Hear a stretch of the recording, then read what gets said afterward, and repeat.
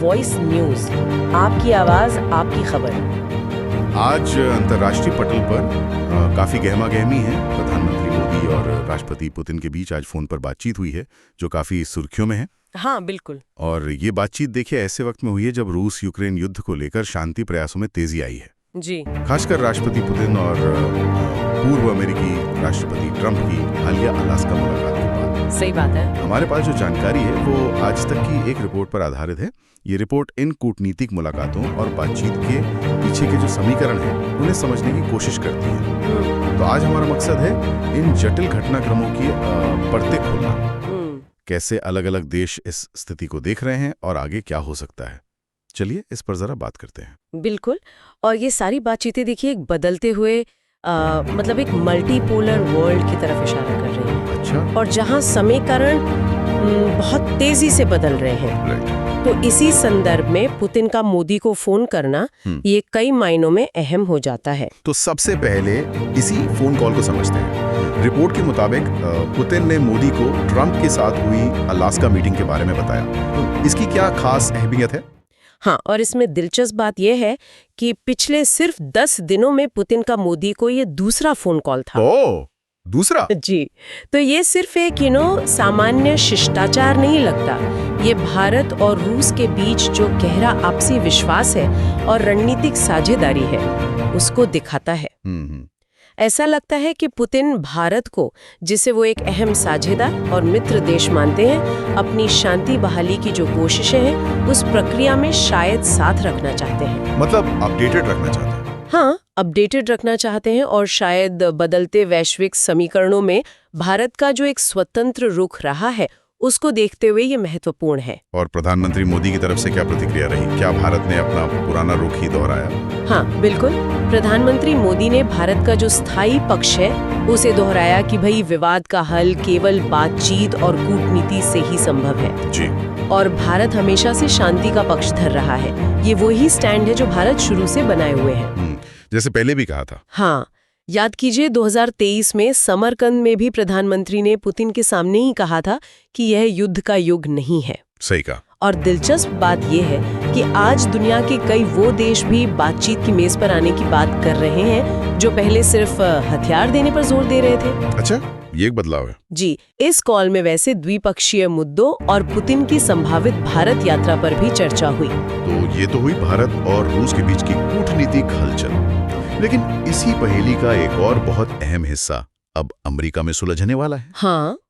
जहां आज ट्रंप और ज़ेलेंस्की की मुलाकात होनी है। अलास्का में पुतिन से मिलने के बाद ट्रंप का ज़ेलेंस्की से मिलना ये समीकरण को और पेचीदा बनाता है। बिल्कुल पेचीदा बनाता है। खासकर जब पिछली बार मतलब 28 फरवरी 2025 को इनकी मुलाकात काफी तनावपूर्ण रही थी। निश्चित तौर पर इस बार दांव काफी ऊंचे लगे हैं। ट्रंप ऐसा लगता है युद्ध खत्म करवाने का क्रेडिट लेने के लिए उत्सुक है। अलास्का मीटिंग के बाद अटकलें तेज हैं कि शायद ट्रंप और पुतिन किसी तरह के समझौते की रूपरेखा पर सहमत हो गए हैं। अच्छा। और अब ज़ेलेंस्की पर उस समझौते को मानने का दबाव बनाया जाएगा। ये एक संभावना है। लेकिन ज़ेलेंस्की अकेले तो नहीं है। रिपोर्ट बताती है कि Italy, Germany, France, UK, Finland जैसे बड़े यूरोपीय देशों के नेता भी उनके समर्थन में हैं।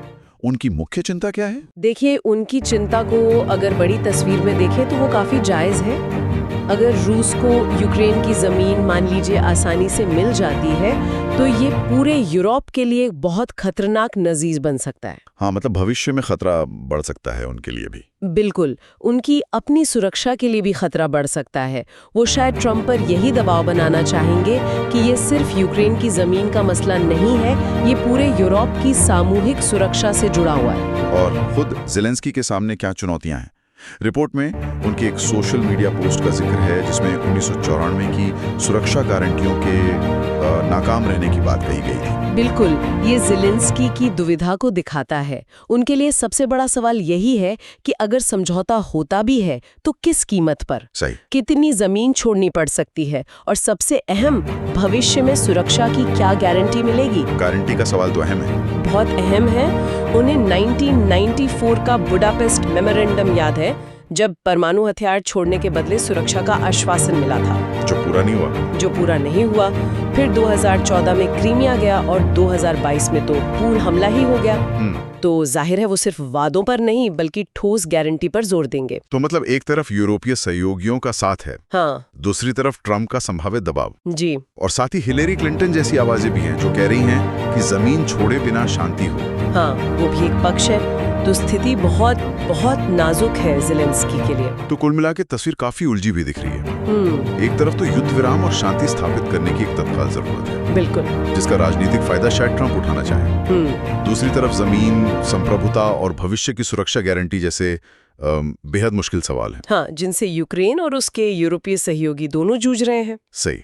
हाँ, आज वॉशिंगटन में होने वाली इस मुलाकात पर दुनिया भर की नजरें टिकी हैं। कोई समझौता होता है या नहीं, और अगर होता है तो उसकी शर्तें क्या होंगी? हाँ, ये देखना बहुत महत्वपूर्ण होगा। बहुत महत्वपूर्ण, क्योंकि एक तरफ पुतिन जमीन छोड़ने को तैयार नहीं लगते, वहीं ज़ेलेंस्की और यूरोपीय नेताओं के लिए ये अस्तित्व और सिद्धांतों का प्रश्न है। और ये सब हमें एक बड़े सवाल पर सोचने को मजबूर करता है। क्या इस तरह के दबाव में, मतलब इस तरह की परिस्थितियों में हुए समझौते वाकई स्थायी शांति ला सकते हैं?